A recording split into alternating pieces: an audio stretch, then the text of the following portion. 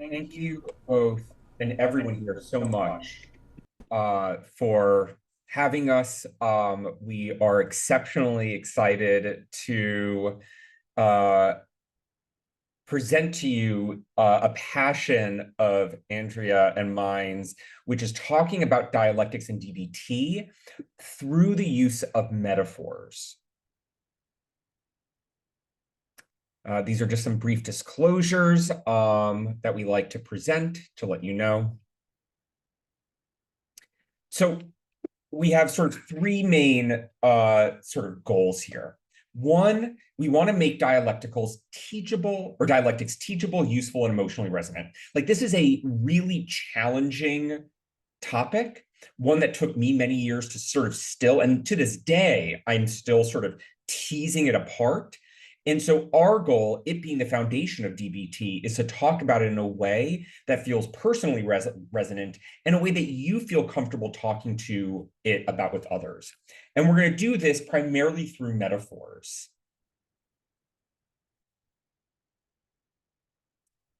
So the first metaphor I'm going to introduce here is that of the seesaw. And this helps to explain the four main assumptions or principles that we consider when we're talking about dialectics. And to step back for a second, dialectics, put very simply, is a way of understanding the world that holds two seemingly opposite truths at the same time. So instead of thinking like right or wrong, either or, good or bad, dialectical thinking invites us to consider, what if both are true? And from there, four key assumptions emerge. One, everything is connected. We mean by that our thoughts, emotions, behaviors, relationships, and environment, that these are all happening in relation to one another. So for instance, like the ground that my chair is on is, on the ground in Brooklyn, where I currently live, which at some point is making contact with the ground that everyone here in this room is on. So in a very literal sense, everything is connected. Another aspect or assumption is that change is constant. Everything is always shifting. Our moods, our relationships, our identities over time. No state of mind, no situation, no feeling is forever. Next, opposites can both be true. Two things that seem like they cancel each other out can actually exist at the same time. For example, I love you and I'm furious with you. I'm doing the best that I can and I need to do better. I want to feel better and I'm scared to change. These are two seemingly opposite experiences that can simultaneously be true. And that lastly, oh, go ahead, Adrian. No, you go, and then I'll go. That when we, oh, when we combine thesis and antithesis, this sort of teeter-totter of two different experiences and truths, that we arrive at a synthesis, a new truth. And that synthesis then becomes its own thesis, and a new antithesis emerges. And so truth is ever evolving. We don't just end up at balance.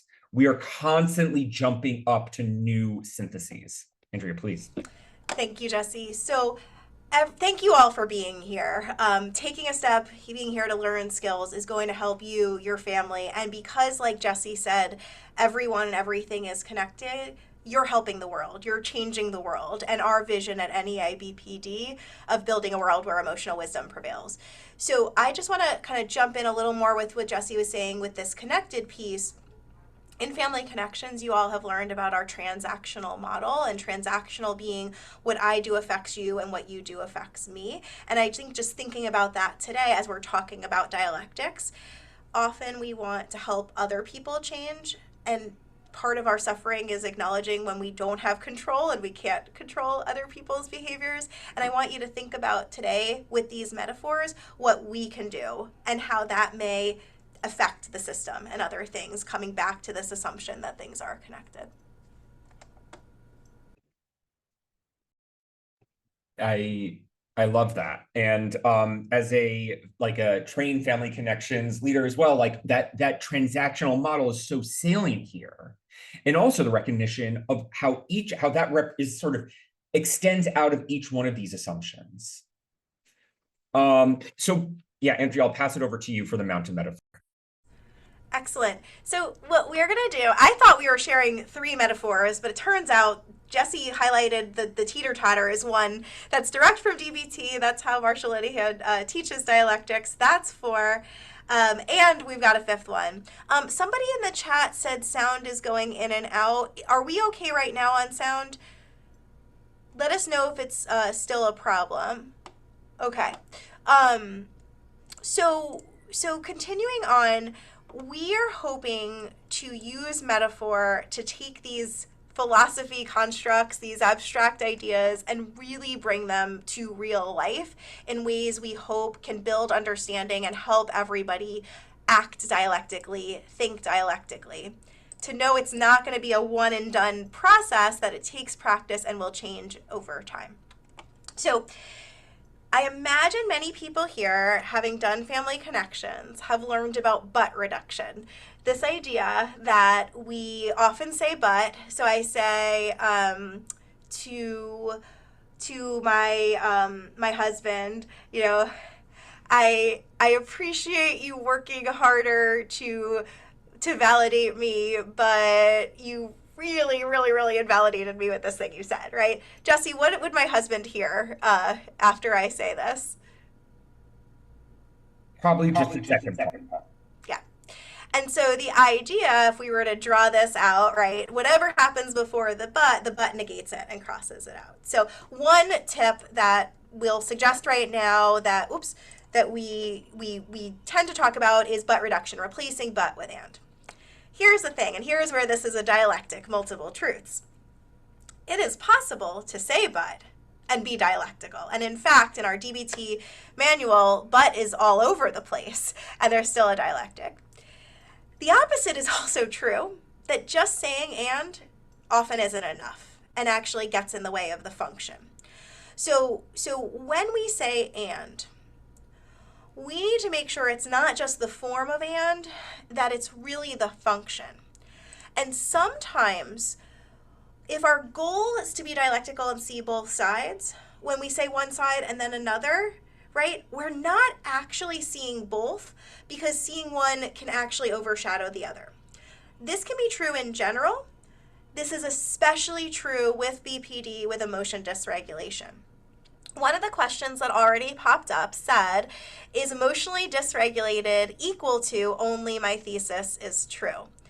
My take on that would be, when I'm emotionally dysregulated, it is really hard to see and think clearly. My emotions are in control. I'm losing information that's there, and I'm adding on information that's not there. So in that sense, I would say yes, Jerry, to your question. I also think not being dialectical, getting polarized, or only seeing one side and not the others, can contribute to emotional dysregulation or perpetuate emotional dysregulation in families. I could probably say more to that question, but Jesse, I'm curious if you would add anything there to Jerry's question. Yeah, I can think it can also look like the antithesis as well, which is where self-invalidation can come up. I'm dysregulated, so my truth is not real. Your truth is real. And I think, Jerry, what you're highlighting is that when we are dysregulated, we tend to become very polarized and think undialectically. So this is a great setup for this slide. So I think one place where family members, loved ones, learn about validation, learn about but reduction, learn about the and try to use it, and then they're like, but it didn't work. And this can be because efforts to be dialectical may actually miss the mark when we move too quickly to the other side. And this is where come to the middle, meet me in the middle, let's see both sides, let's hit the middle path, may feel like come to my side. So when two people are polarized, when they are dysregulated, like Jerry brought up, or it could even be when one person's in reasonable mind. So we've got 3 states of mind in DBT: emotion mind, all emotions, just wants, emotions in control, not thinking about facts, logic, reason. The opposite of that, that's a dialectic, just reason, just logic, no emotions. And then wise mind being the middle. The problem could be one person's an emotion mind is emotionally dysregulated. It also could be someone's in reasonable mind. I've found that a lot working with families over the years, that parents may feel like my kid is so dysregulated, I have to shut off my emotions. I have to be in reasonable mind to answer. And then validation is not working, which makes sense because it's really hard to communicate, to have empathy, to see the other person without experiencing emotions, because emotions give us information. So with this mountain peaks, when there's a polarization, when people are stuck, when people are holding extreme sides and not seeing the others, which happens all the time, if one person is trying to be dialectical and says, hey, come to the middle, the other person here is only seeing the peaks. And so from their point of view, come to the middle, instead of feeling like come here, feels like flip to the other side.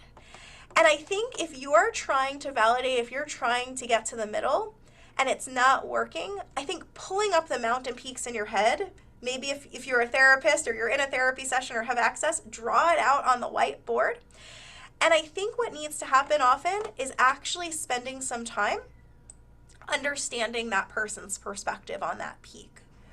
Understanding the valid parts of their experience. Of course, we don't want to say live on that peak forever, especially if it's cold and snowy and there's no food. And if we pull them too fast to the middle, that could be destabilizing and that could actually lead to further polarizations. This mountain peak metaphor is one that I learned from my DBT mentor, Seth Axelrod, that I want to give him credit for this, and one that I will often use whenever I feel that polarization or stuck or like my validation isn't landing. And so the alternative is really slowing down, a dialectic of going slow to go fast, and say, let's validate the valid parts here and check in and make sure that I've got an understanding before a switch to my side or both sides.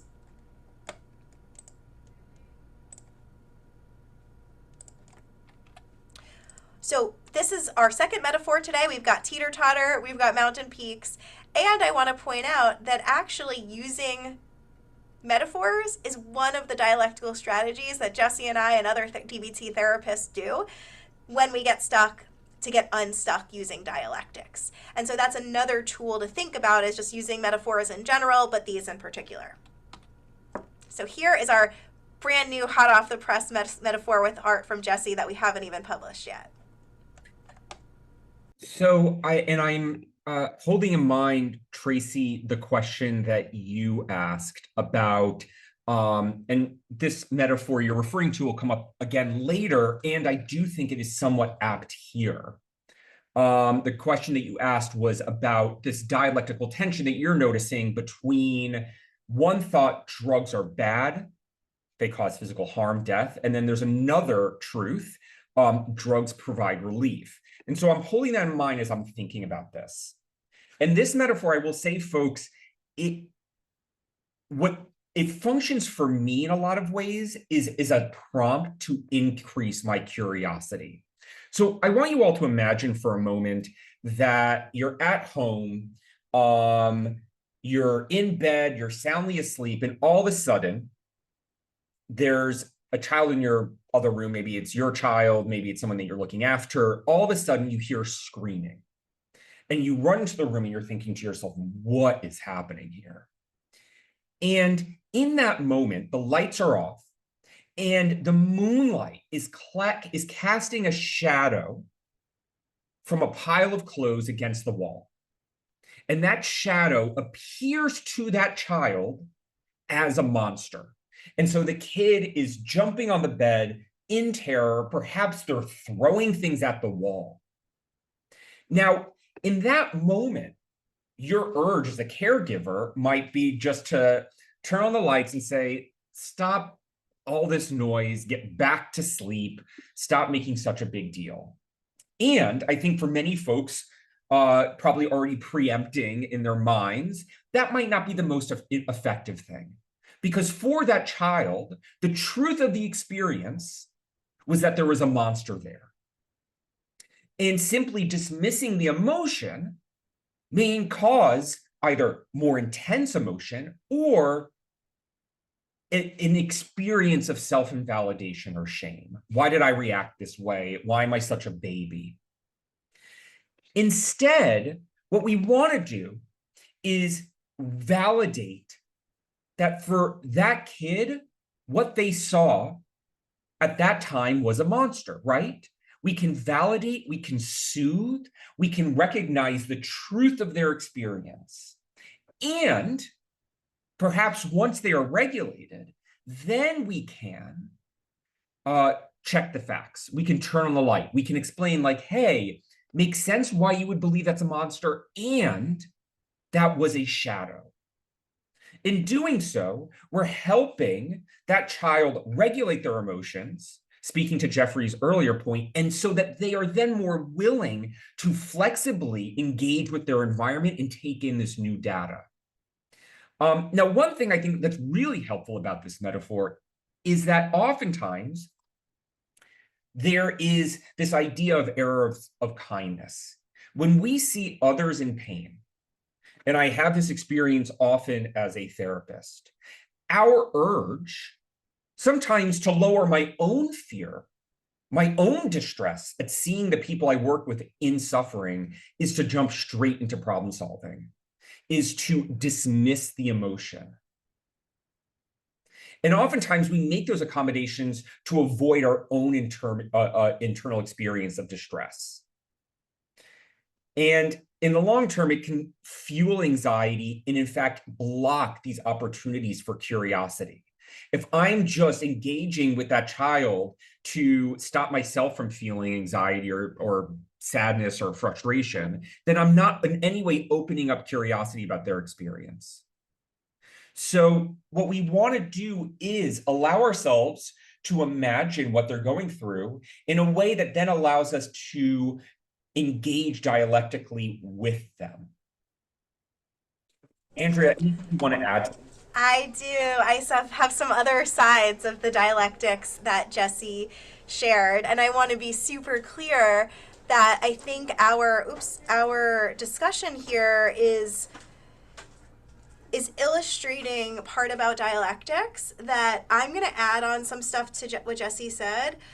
I don't mean this as a compromise, which we're gonna get to. That came up in a question. I don't mean that I disagree. What I mean is everything that Jesse said, yes, and I've got a few more points. So the points I want to add are that you said, Jesse, validate first, soothe them, help them regulate. No? Tell me. Yeah. Context. Yeah, I'm gonna say what I mean by context matters, and then you'll tell me if I've got it, right? We want to validate the valid and only the valid. Help them soothe, help them get to a wise mind place where they can hear us. Because actually, like, bringing in logic and bringing in facts when someone's dysregulated doesn't work. The problem is if we go to checking the facts, it's not a monster, in some contexts, that can actually feed anxiety. And so we want to validate without accommodating. That's where the errors of kindness comes up, that we could go to the side of invalidating. It's just a pile of clothes. Why are you so upset? It's not a big deal. That's clearly invalidating the person's experience. We don't want to invalidate the valid being, based on their perception, this brought up fear. Their fear makes sense because of the prompting event of seeing something that looked like an image. So we don't want to invalidate the valid. We also don't want to do the opposite of validating the invalid. So we want to be careful not to turn this into, well, because my child is scared, I need to act on that fear and do lots of checking. I've seen on social media years ago this like monster spray come up for little kids of, oh, look, you can help your kids by spraying against the monsters. Actually, when it comes to anxiety, that is not an approach we'd want to use, because that actually like gives a message that there is a real danger. So that, I think that point about context matters. With dialectics, it depends. It's on what's affecting, and that's always going to change. We can do that if we slow down and get this information about reality. So I wanted to add that. The second quick thing I wanted to add on the question about, or the point about the errors of kindness is we go very quickly to problem solving because we, out of love as a primary emotion, wanting to help our loved ones. It also can serve a function of I feel distress, I feel uncomfortable seeing my loved one in distress, and resisting that urge to reassure or to fix may call for our own exposure in that case. So I just want to be mindful about the role of how we may bring down our own emotions in a way that actually makes things so all the skills come together in this way. Jesse, what else do you want to say about the monster? The other thing, I want to sort of speak to a couple of the comments about what if it is one-sided, that one party keeps trying to understand the validity of the other's emotions, but does not go the other way. And I'm going to offer one very dissatisfying response to that, which is, and we can go into more complexity, and the nature of dialectics is, and this sort of aspect of curiosity, is that it's not just being directed at another person. The more that we practice this with ourselves, with others, we are bringing a compassionate, non-judgmental, curious disposition to others and ourselves, which fundamentally will reduce our suffering. So while I certainly recognize just how hard it is when another person doesn't reciprocate that validation or that effort to understand, hold in mind that your efforts to do so, both with the other person and with yourself, is decreasing your experience of suffering broadly. Andrea, would you mind going to the next? You can skip. You can go to the, fabulous. Okay. So I imagine many folks here are familiar with the states of mind. And this is often the place where we tend to teach dialectics. And so I'm going to sort of offer an example that in fact took place last night, where I found this metaphor to be particularly helpful. So in DBT, we understand sort of this metaphor of three states of mind. We've got emotion mind, we've got reasonable mind, and we've got wise mind. And so last night, I was supposed to have dinner with a friend. And last minute, he called me up and he canceled. And in emotion mind, I was feeling very hurt. I was feeling very angry. And I was having this thought like, oh, he wouldn't have canceled if he cared more about me. Like, and then this initial urge was like, I'm done. Like, I'm not going to make the effort. Like, I'm done with this. And then reasonable mind came in and was just like, Jesse, he's dealing with a lot right now. Don't take this personally. And in that moment, I was kind of stuck. Like, there was a part of me that was just like, I'm done with him. And there was a part of me that was just like, this is not a big deal. And so then I began to think in terms of this metaphor.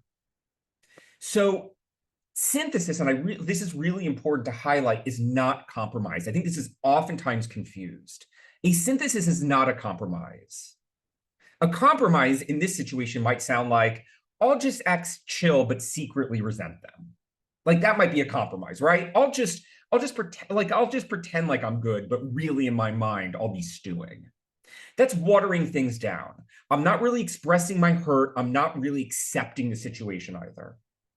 A synthesis might sound like, I care about this person and I need to talk about how this impacts me. It holds both truths without canceling either out. Andrea, would you mind turning to the next slide?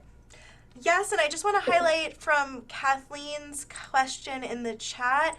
Kathleen, wise mind is not the same as reasonable mind. On these images on the screen, the blue we're showing as reasonable mind, the red as emotion mind, and the wise mind one in the middle, that's plaid. The idea is reasonable mind. I think there's a myth that people want to be in reasonable mind. I think that goes with our a lot of cultural societal messages that we shouldn't be so emotional. And actually, the problem with that is evolution has kept emotions for a reason. They communicate to us, they communicate to other people, they motivate us, we need them, but we need them in a way that fits the facts of the situation. And that's wise mind, is having both. Great. And to add on to that, you might going back one more second. I just want to really make this metaphor as clear as possible. Sometimes I remember when I was initially taught this metaphor, and it looked like that image on the left. Blue and red equals purple. Purple is wise mind. And we're saying no. What we want to highlight is that wise mind is a plaid. It is a threading together of both colors and the introduction of other colors. So it doesn't necessarily lose the threads of reasonable mind or emotion mind. And in the process of creating this weave, we begin to see new colors. Andrew, you mind turning to the next? You got it.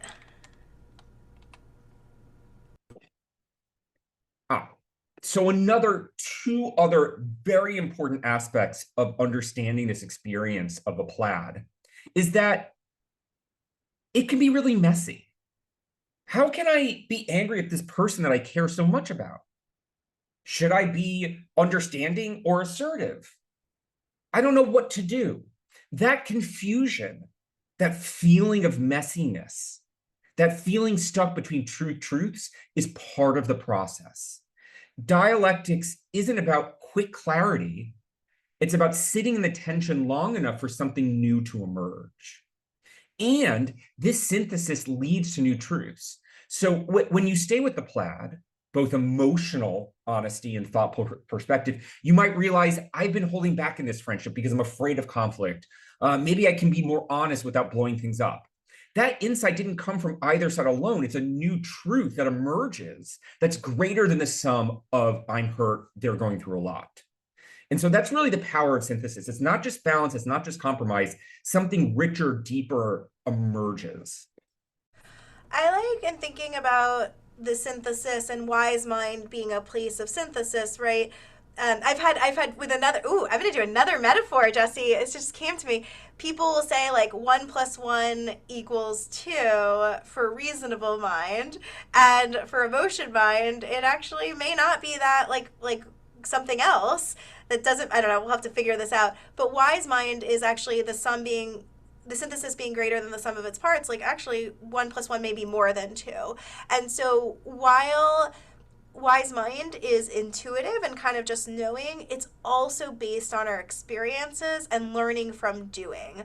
That feels important for throwing ourselves in.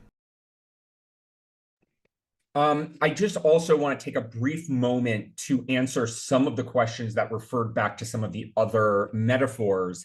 Someone asked around saying more about our own exposure. And this was in relation to the child monster example.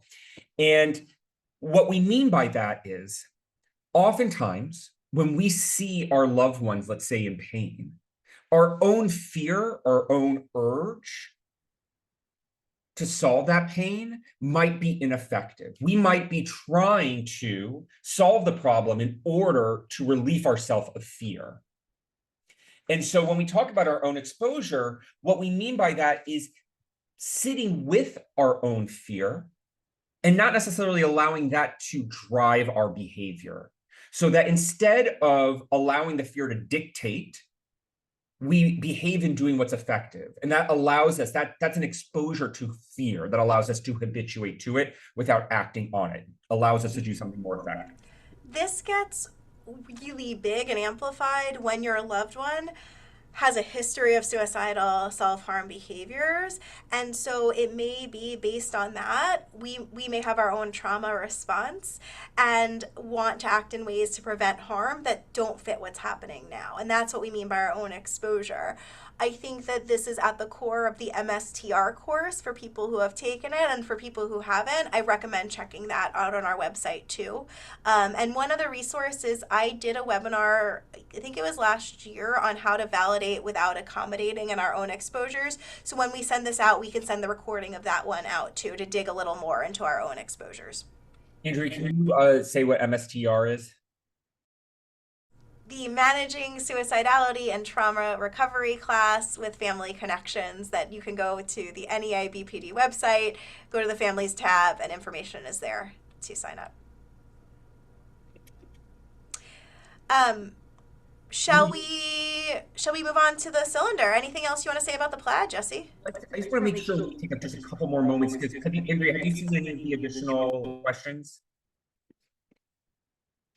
There's been a number of questions that people have asked. How can I hold boundaries and or requesting time to get to the middle or even safety be communicated in a way that does not seem dismissive or invalid? I got an example of this with the cylinder. And then let's riff on it. How about I'll use an example I was going to teach, and then we'll riff on it afterwards. All right. So about boundaries. Okay. So cool. So we've got the plaid. Being dialectical does not mean turning red and blue into purple, because then purple no longer captures the valid blue and the valid red. We've got one more metaphor that brings this to life, and it's the cylinder. So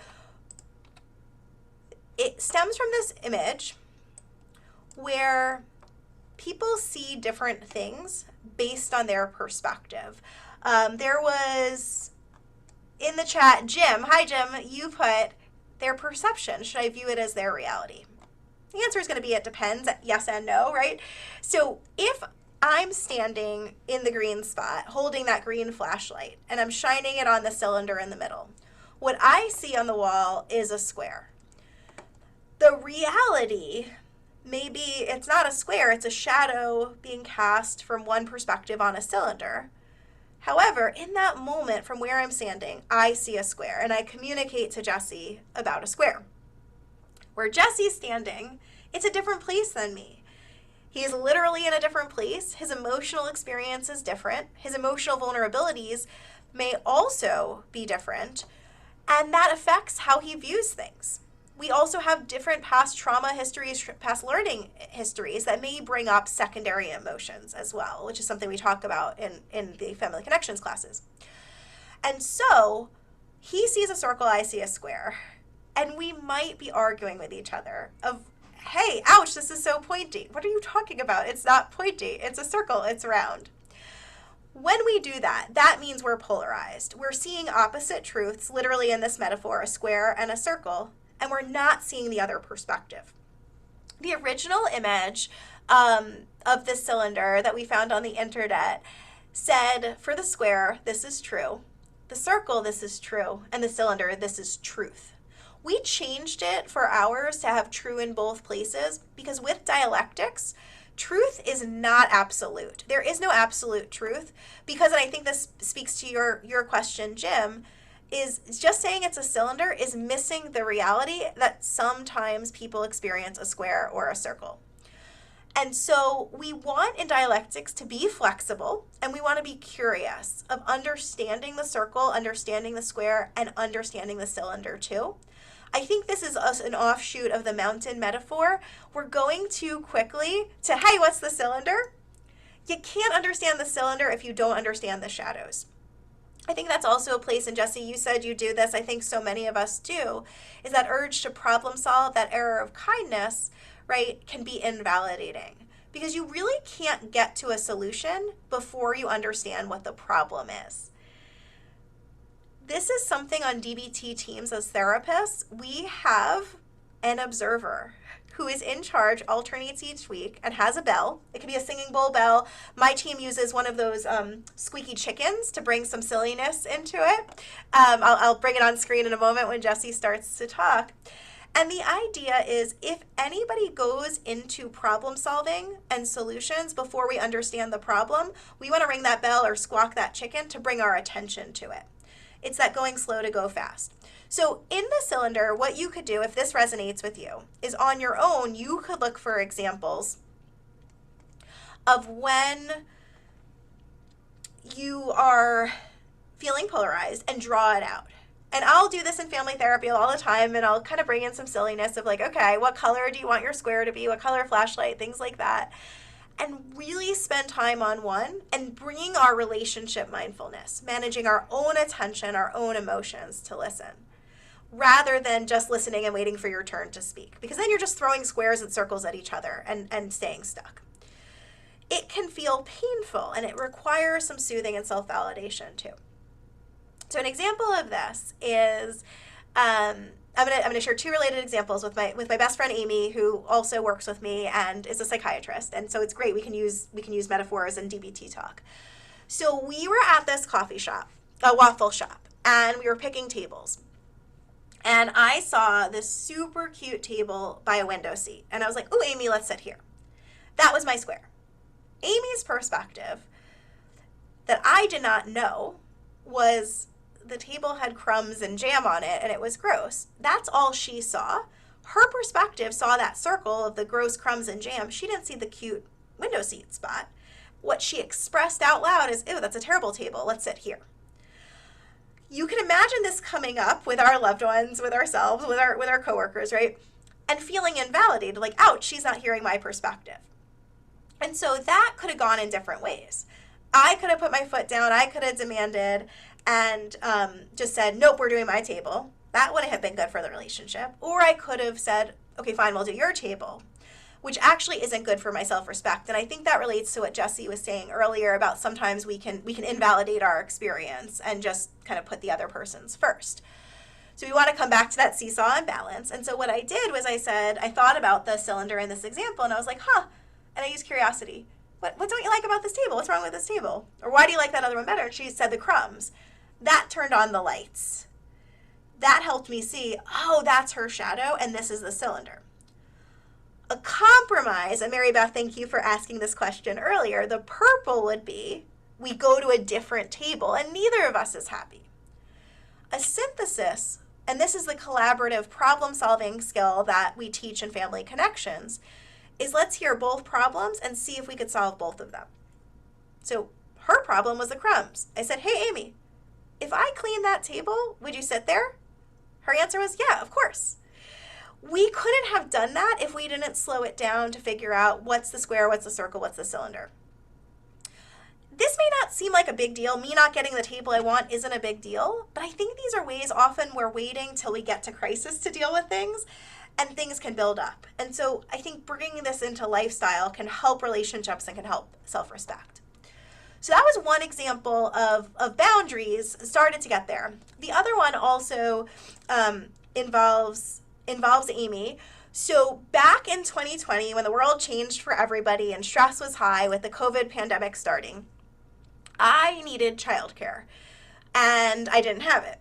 And I said, "Hey, can we do co-family," because she's got kids too, "can we do co-family childcare in order to split up how much we can work?" My square was, this will get my needs done, it can help her, why not?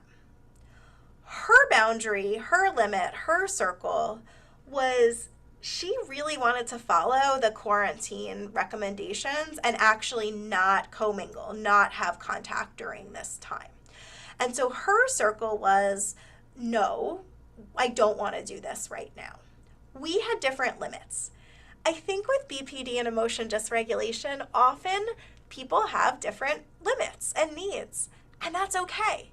People who have BPD are exquisitely sensitive, are super sensors, have big emotions and big needs. Even without BPD, there is a range in terms of how much people want and need interpersonally. The problem is when we judge or blame that it's bad, or we invalidate, I shouldn't feel this way. And so what we did in this example, right, a purple could have been, we just don't do anything at all, or we just do kind of her needs if we're not going to share.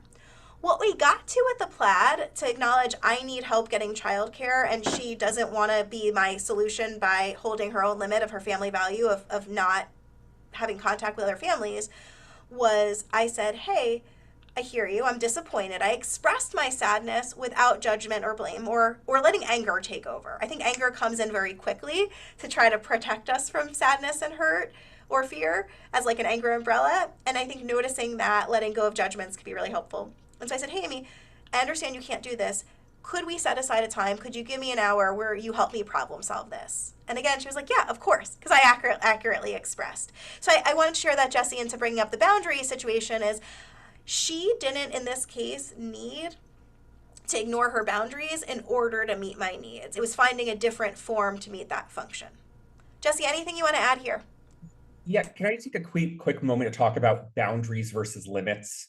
Because I actually think that this will be clarified. Like a number of folks have written to the chat, like about boundaries. And when I first started in working in DBT, I remember my supervisor, my mentor at the time being like, no, like we don't use boundaries. And I was just like, what? Like everyone's using boundaries. Boundaries, it's all over Instagram. Like we're supposed to have boundaries. And there are a couple reasons why you probably heard Andrea myself say limits instead of boundaries. And I just want to clarify that briefly. One is that limits focus on behavior, not identity. So what I mean by that is that limits are about what you will or won't do and what consequence follows certain behaviors. Boundaries can be really vague. They can be like emotional or energetic space that must be respected. So like, a limit would be if you continue yelling at me, I'll step out of the room until you're calm. A boundary could be something less specific, like I need you to respect my space. So limits are sort of actionable and observable. Limits also, they clarify responsibility. In DBT, we want to make it clear who is doing what happens next, and what's in or out of someone's control. So a limit setting emphasizes your own behavior.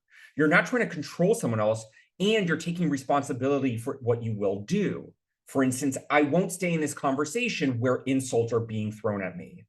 In that statement, you're setting a limit on your own participation. You're not trying to force the other person to change. Last, and actually two more, boundaries. I don't know about you all, but they can feel really abstract and sort of moralized. I feel like there's an inherent judgment to the word boundary. It's like it sounds like focused, like people are like doing some sort of bad thing, like they're crossing bound, whereas limits are more flexible, they're a bit less moralized. And that flexibility piece is really crucial because it speaks to one of the fundamental assumptions of dialectics, is that things are constantly changing, right? The limits that you set with a child may look differently than the limits that you set with that same kid when they're a teenager. And so we're constant with a boundary, it's like, okay, we're setting up a wall. It's inflexible, it's removable. Whereas a limit is something that we can adjust depending on the context. I think it's also important. I'm so, hallelujah. I'm so glad you shared all of that, Jesse. And thank the interconnectedness. I think the questions that our audience member or participants are asking are leading us to bring up these points that we didn't prepare or plan to share, helping us be in the moment. So I think that there's also a piece of boundaries. Also, it's like, there's a whole history of therapy about boundaries. And one, we talked about, there's dialectical strategies. Jesse, I don't know the number memorized. I want to say 9 or 10 or 11. I don't know if you know what it is, but that we are following, we are practicing as DBT therapists. And one of them is metaphor. Another one of them is called dialectical assessment, which basically means something you may have heard, but when we're being dialectical, we're asking what's being left out, what's not being said. And how might this behavior or this problem relate to a broader system, a broader history, bigger than just me and Jesse or whoever I'm talking with? And so I think that's the other thing is it's really hard to get effective mental health treatment. I want to validate families here because I'm sure people can relate to that. And there's been a tradition and history with therapy training about boundaries and pathologizing or blaming. It's about the client or the patient. I think this is a big problem, and I think it's been extra big in BPD in that world. And so I also like this piece about the limits is it's acknowledging where there's a mismatch. What are my limits? And actually putting it on the therapist to observe and communicate and assert our own limits rather than blaming or judging the client for what they do. And so I also think it also empowers us of what's my limit and how do I express that, which can take skill and take exposure too. I think that also extends to many of the folks who are writing in about your relationship to loved ones, is that limits take effort and they take skillfulness on the part of the person who's setting the limit. Boundaries is sort of this idea that I'm just going to drop this line here and then don't cross it, which I don't find to be terribly effective in my experience. And there's no sort of accountability on my end to sort of what is the consequence? I want to speak to Joanne's question, which Jesse's alluded to, but this idea of, okay, I say to my person, I care about you, and I'm not going to do this thing, observing my own limit. I'm not going to pay for your housing. That person insists my words don't equal my actions, and therefore I don't care. First, validate. It's really hard to hold. It can be really hard for lots of reasons to hold a limit, and really painful to hear that. I think that, something DBT therapists will often say is, I care about you too much to do a treatment that's not working. if a client is asking for something that doesn't go with our treatment. I think it's validating the valid, and also I think the idea is sometimes we want to package up a dialectic in a sentence with and a bow and do it all at once, and to also know it evolves over time. It may take time, so I don't think there is an easy solution to this, and isn't going to be enough, and it takes kind of that time and multiple trials. All right, we have one more piece of information that we want to share, and then we got 10 minutes, one more piece of information, and then we'll do questions, yeah? So here's the original image. We started with two shapes because I think if I put infinity shapes, your minds would explode. Two shapes, it's not that simple. Truths evolve and truths multiply. On our seesaw, when we get to the middle path of synthesis, that synthesis becomes a new thesis that has its own opposite. It's never one and done. It's rinse and repeat again and again and again. I like here the internet got this with the cylinder thing. That, it's not just a cylinder with a circle and a square. It's a piece of cheese. There's cheese with a square, a circle, and a triangle. There are more perspectives. It changes over times. And wait, there's even more. And more lights here. So we want to really acknowledge this is not easy. This takes that again and again practice. I like to link it to a skill that we teach in DBT called turning the mind to willingness, is when we notice that we're rejecting reality, when we're on denial drive instead of acceptance av, and we turn our mind to acceptance, we practice willingness, we practice skills, we're not just done. Just like Jesse said with boundaries or limits, where it's not just a one-time thing, we have to keep at it. So once we're on acceptance av, there's going to be something else that comes up where willfulness shows up, when we're not accepting reality. At that point, we validate and we rinse and repeat. And I have some profanities in here. I like to share the intensity of the emotion and say the F word, like rinse and motherfucking repeat, because I think it captures how hard it can be. And it's a reminder. Because I think we can also feel frustrated, like we've talked about this, why are we back here again? That why isn't a curious, mindful why. It's not a why with a question mark. It's a why with an exclamation mark and expletives, right? So why? There are reasons for it. If we can slow down and figure out, what shade of red is this and what's the plaid? Or what's happening on both sides? That's how we get stuck and move forward. All right, so this relates to being effective rather than being right. We grow through errors. We learn from mistakes. And let's stop the slides, and Jesse, let's dig into some of these questions that we didn't get to yet. Can you lead us off? Absolutely. I feel like there's a major theme running across many of these questions, which is how can I use these metaphors, this understanding of dialectics, to help move my loved one towards some form of more effective behavior. For instance, one person was referring to substance use, another person, I think, was referring to their loved one getting treatment. I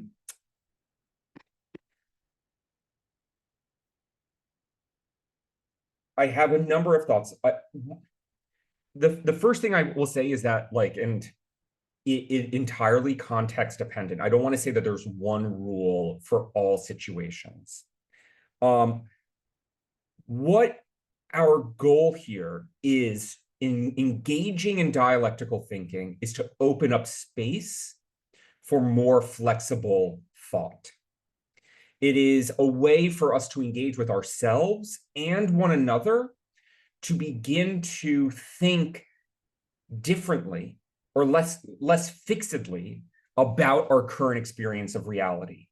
Now, in some cases, that may help move someone you love towards a behavior you want to see. In some cases, it may not. It's not a one-size-fits-all strategy. I feel like I'm really, this is very dissatisfying. Andrea, what is your... There is no one size fits all. I think this point about being able to try it and make mistakes, learn also really fits. So I'm gonna switch just for time's sake to another question if that's cool. Yeah, and then you come up with your, you'll pick one after me. So Nancy wrote about, I try to set boundaries. We can come later. I walk away when things are escalated. So I feel like that's a real limit of, like, I'm not going to talk to you if you're yelling at me. I'll say if clients are dysregulated, like, when you yell at me, I can't hear you. The louder you get, the less I can hear you because I'm sharing my limit. And also, I don't want to feed or reinforce dysregulated actions. As soon as you calm down, I can talk. The problem is that person has to be regulated enough, and so do you. And so I want to challenge you, Nancy, with your question of you saying you stay regulated on the outside, but on the inside, I'm very triggered. I don't know that we're regulated on the outside versus inside, and I actually think to have effective communication, right, we need to manage our own emotions. We need to be regulated, and we may look one way on the outside, but if we're feeling dysregulated on the inside, that's a time to take a pause, to take a time out. So I think that's a piece of this, is to really be mindful of what you need to do to really be regulated in order to have this conversation. Because like I think it was Jerry who said, is dysregulated meaning you just see your side? That happens for all of us, right? So if we're triggered on the inside, we may not be able to hold both truths and be effective. Also, I think orienting, telling the person, sometimes we strike while the iron is hot, sometimes while it's cold.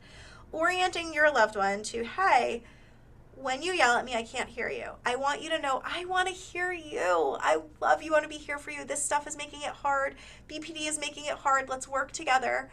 If you yell at me, I'm going to do this thing, and then I'm going to walk away. And if you feel like you can come back when they're calm, great. But check in with yourself and your wise mind. If you can't, say, I am going to need to regulate, and then I'll come back. I think how you do this, and I do this a lot in family therapy, is especially for somebody who identifies with rejection sensitivity, fears of abandonment, it can be really, timeouts can be hard.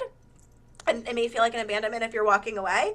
So to orient and maybe say, is there a code word I can use? Is there a signal? Is there maybe even just saying, I love you, and because I love you, I'm walking away right now. Something like that. But strike while the iron is cold. If you're in therapy, role play it too. Practice it. Do it intentionally when it's not at the height of the storm, and then stick with it and talk about it. So that was a long-winded answer, but I think that's a way to meet both your needs for the limits and the other person's needs too. I think building on that, and I am now circling back to, again, this question around like getting folks to engage more effectively. I think the piece, like the truth that is missing is the compassion and the curiosity you have for your own pain. That's not always being recognized. And I think inherent in dialectical thinking is a great deal of compassion. I think compassion and curiosity are very much tied in my mind. The willingness to really be with your emotion, to investigate it, to explore it, is an exercise in compassion. So at the very least, like, if you don't necessarily see the movement in the people that you love, you can offer that to yourself. We have total control over that. I think many of these questions speak to, but my kid won't do treatment or won't do this. That comes up in every NEA event I do. How do I get my level 2? We don't have control over that. But we can use self-compassion and hear what our emotions telling us, respond to that, not the stuff that's not valid. I'll answer a quick one. Thank you, Peter, for naming what I hope to be a tattoo, a real tattoo on my arm. I haven't done it yet, but I like this idea of the Venn diagram being dialectics, the blue and green, and then I put the lotus flower in the middle for that synthesis. So thanks for naming that. All right, Jesse, you want to pick one more or me? I think we got time for one more. Or I think we're short. Go for it. Actually, here's what we're going to do. Jesse, what's one thing? I'm asking you a question. How about that? What's one thing related to dialectics or what we talked about that you continue to mess up, to struggle with, that you feel like you need to intentionally work on? If you need a minute to think about it, I can give my answer first. So I am mindful of time, and I will answer my that briefly. I tend to be very change oriented, and I think in the process of doing so, I think it can obscure my curiosity for dialectical assessment. Thank you, Jesse. Mine is I have a really hard time taking a time out with my husband when I need to and slowing down. I'm going to work on that. There's a dialectic there. Okay, it's 1:00. This was fun. Thank you guys for your questions and participating. Thank you all.